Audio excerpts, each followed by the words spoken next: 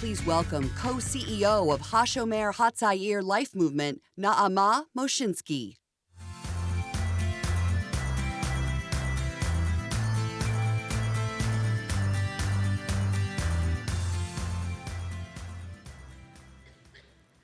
My home in Israel is only 4.5 hours drive from Damascus.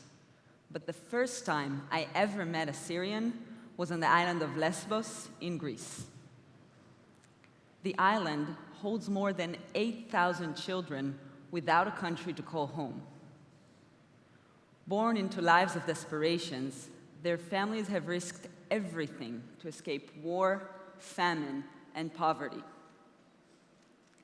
As the poet Warsan Shireh wrote, "No one puts their children in a boat unless the land is safer than the water."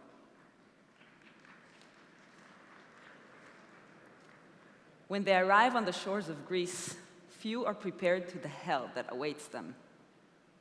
The camps on Lesbos are supposed to hold 4,000 people. They now hold over 20,000.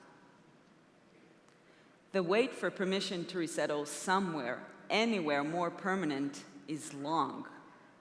Many find themselves trapped in limbo. Weeks become months, and months become years. Their reality every day is chaos and uncertainty. Their childhood has been robbed from them. But only a few miles from those camps, there's a special place where kids can be kids, where they can learn and grow, where life makes sense again. We call it the International School of Peace.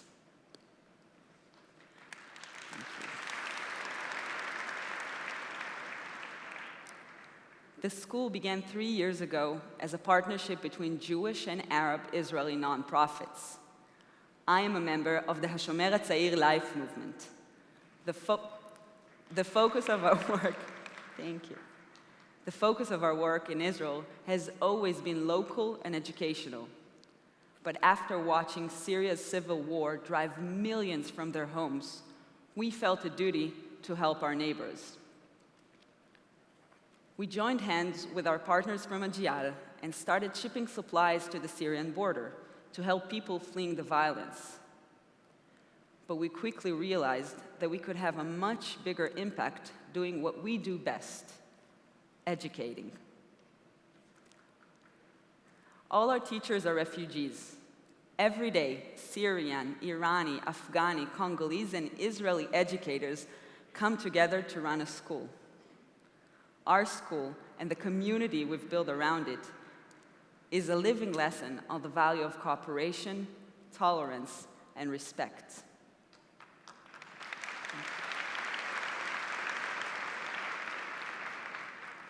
The school succeeded beyond our wildest dreams.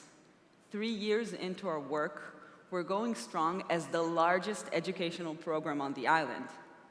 And we're building a model that can be adopted in other post-disaster refugee areas of the world.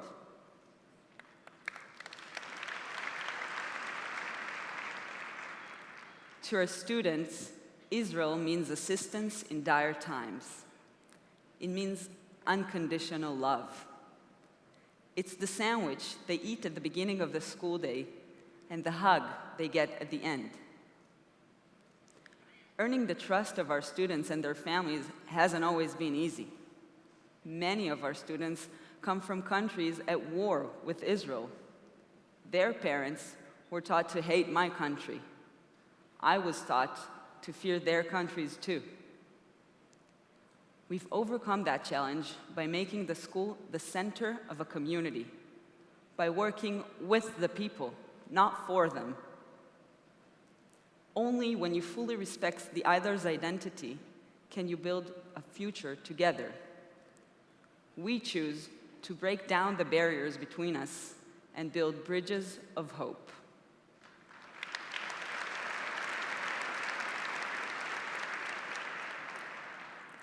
Our dream is that someday soon, all our students will find a home. But until then, we will be there, doing everything we can to give our students a better life and a better future. As Israelis, we carry the legacy of our past within us. Our history gives our actions meaning.